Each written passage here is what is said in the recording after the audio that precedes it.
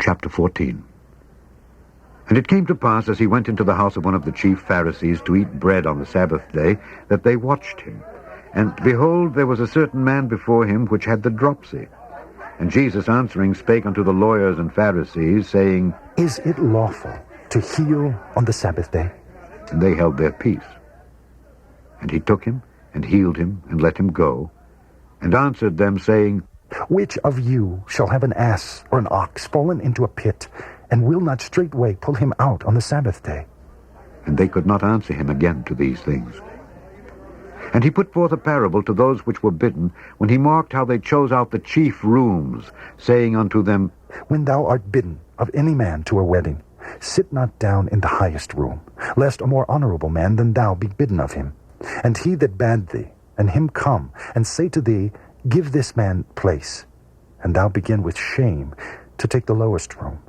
But when thou art bidden, go and sit down in the lowest room, that when he that bade thee cometh, he may say unto thee, Friend, go up higher.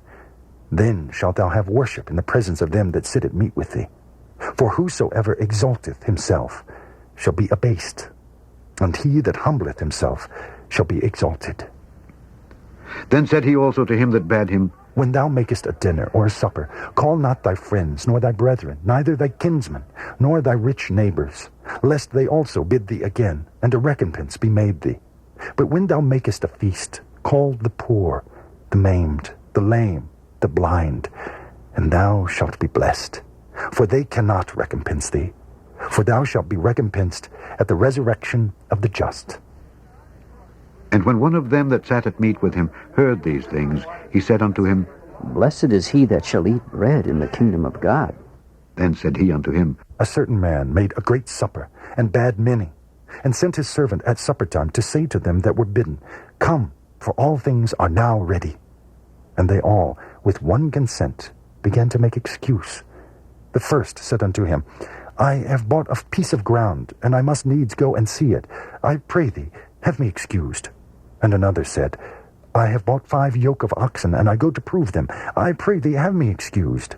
And another said, I have married a wife, and therefore I cannot come. So that servant came, and showed his lord these things. Then the master of the house, being angry, said to his servant, Go out quickly into the streets and lanes of the city, and bring in hither the poor, and the maimed, and the halt, and the blind. And the servant said, Lord, it is done as thou hast commanded, and yet there is room. And the Lord said unto the servant, Go out into the highways and hedges, and compel them to come in, that my house may be filled. For I say unto you, that none of those men which were bidden shall taste of my supper. And there went great multitudes with him, and he turned and said unto them, If any man come to me, and hate not his father and mother, and wife, and children, and brethren, and sisters, yea, and his own life also, he cannot be my disciple. And whosoever doth not bear his cross, and come after me, cannot be my disciple. For which of you, intending to build a tower, sitteth not down first, and counteth the cost, whether he have sufficient to finish it? Lest haply, after he hath laid the foundation, and is not able to finish it, all that behold it begin to mock him, saying, This man began to build, and was not able to finish. Or what king, going to make war against another king, sitteth not down first, and consulteth whether he be able with 10,000 to meet him that cometh against him with 20,000?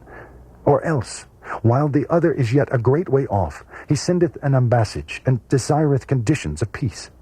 So, likewise, whosoever he be of you that forsaketh not all that he hath, he cannot be my disciple. Salt is good, but if the salt have lost his savor, wherewith shall it be seasoned?